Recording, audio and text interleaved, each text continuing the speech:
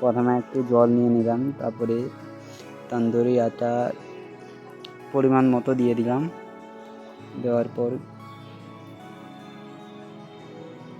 কিছুক্ষণ ওয়েট করলাম, তারপরে একটু মিক্স করে নিলাম। মিক্স করে কিছুক্ষণ পরে মিক্স করতে করতে করতে করতে একটা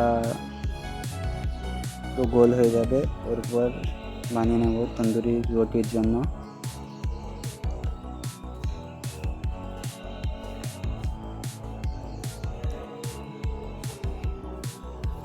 তারপর রুটিগুলো মারছি।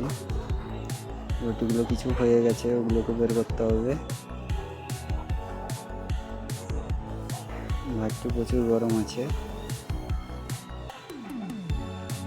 যদি ভিডিও ভালো হয়ে থাকে তাহলে একটু লাইক করে দিও সবাই ছোট থেকে বড় হয়। তোমাদের সাপোর্টে আজকে এত দূর এসেছি, তোমরা সাপোর্ট করতে থাকো।